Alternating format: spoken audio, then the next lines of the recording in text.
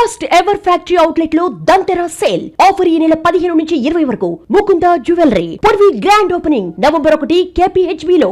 So మనతో పాటు అయితే కనుక ప్రవీణ్ గారు ఉన్నారు. ఈ జూబ్లీ హిల్స్ ఎలక్షన్స్ గురించి ఏమంటారు మనం అయితే అడిగి తెలుసుకునే ప్రయత్నం అయితే చేద్దాము. నమస్తే అండి. నమస్తే అండి. ఇప్పుడు గత కొద్ది రోజుల నుంచి జూబ్లీ హిల్స్ ఎలక్షన్స్ మీదనే అందరి చూపబడింది. ఈ రోజే నవీన్ యాదవ్ గారు నామినేషన్ వేయడం జరిగింది. ప్రజలు ఏం కోరుకుంటున్నారని మీరు భావిస్తున్నారు? ప్రజలు మార్పు కోరుకుంటారండి. ఎందుకంటే ఇప్పుడు అనుకోకుండా మన గోపీనాథ్ గారు ఎమ్మెల్యే గారు చనిపోయారు. కావున ఇక అనుకోకుండా ఈ బై ఎలక్షన్ వచ్చింది కాబట్టి ప్రజలు ఇప్పుడైనా ఇప్పుడు 2 times ఆల్రెడీ ఎమ్మెల్యే అయినాడు కాబట్టి థర్డ్ టైం ఇప్పుడు ఎట్లాగా కొత్త వాళ్ళకు కూడా ఛాన్స్ ఇవ్వాలి, యువతకి ఇవ్వాలి మెయిన్ అని కోరుకుంటున్నామండి. మీరు ఎవరు రావాలని అనుకుంటున్నారు? ఇక కొత్త వ్యక్తులు, తెలివి ఉన్న వ్యక్తులు రావాలి, దాంట్లో మంచి వ్యక్తులు రావాలి అని కోరుకుంటున్నాము. ఎందుకంటే ఇప్పుడు కాంగ్రెస్ పార్టీ అనుకుంటే కాంగ్రెస్ పార్టీ చెప్పిన ఏవైతే పథకాలు ఉన్నాయో ఇంతవరకు అందజేస్తలేరు ఎవరు కూడా.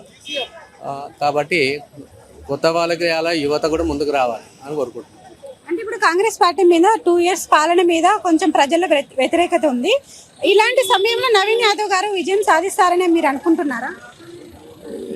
చెప్పలేమండి. ఎట్లా అంటే విజయం సాధించాలంటే కూడా చెప్తున్నాం కదా, గవర్నమెంట్ రేవంత్ రెడ్డి గారు కానీ ముఖ్యమంత్రి గారు కానివ్వండి, ఆయన ఏదైతే ఇస్తా అంటున్నాడో ఇంతవరకు అయితే అమలు చేయట్లేదు. కాబట్టి మరి ఇప్పుడు ఆయన విన్ అవుతాడు అని ఆయన టికెట్ అయితే ఇచ్చారు. కానీ ఎంతోమంది పోటీ పడ్డారు. ఇక్కడ అజరుద్దీన్ కూడా పోటీ పడ్డాడు, ఇంతకుముందు కూడా పోటీ చేశాడు అతను. ఇప్పుడు కూడా ఆయన ప్రయత్నం చేశాడు కానీ ఎమ్మెల్సీ టికెట్ ఇచ్చి ఆయన పక్కదో పట్టించారు. మరి ఎంఐఎం కూడా సపోర్ట్ చేస్తుంది కాబట్టి మరి సపోర్ట్ చేస్తుంది అని ఇండైరెక్ట్గా చెప్తున్నారు, డైరెక్ట్గా చెప్పట్లేదు. అట్లా ఇక వీళ్ళు ఉన్నాయి, వీళ్ళంతా అవకాశవాదులు, వీళ్ళు ఒకటే అవుతారు ఎప్పటికైనా. కానీ ప్రజలు ఒకటి దృష్టిలో పెట్టుకోవాలా, జనాలు ఆలోచించి ఓటేయడం అనేది మన దగ్గర ఒక ఆయుధం ఉంది. ఆ ఆయుధంని కంపల్సరీగా వాడాలి. ఈ టైంలో కంపల్సరీ వాడితేనే దానికి ప్రజలకు న్యాయం కూరుస్తుంది. హాయ్, హలో, నమస్తే, welcome to Telugu popular TV. గోమాత రథం మీద ఇక్కడికైతే నవీన్ యాదవ్ గారి నామినేషన్స్కి అయితే రావడం జరిగింది. సో అసలు ఎందుకు గోమాత గురించి ఏంటిది, మీరు అంటే మీ కాన్సెప్ట్ ఏంటిది అసలు? జై గోమాత. ఈరోజు తెలంగాణ రాష్ట్ర వ్యాప్తంగా, దేశవ్యాప్తంగా గోహత్యలు జరుగుతున్నాయి. సకల దేవతా స్వరూపిణి గోమాతని జాతీయ ప్రాణిగా ప్రకటించాలని ఒకవైపు దేశవ్యాప్తంగా ఉద్యమం చేస్తుంటే, మరోవైపు గోహత్యలకు పాల్పడుతున్నారు.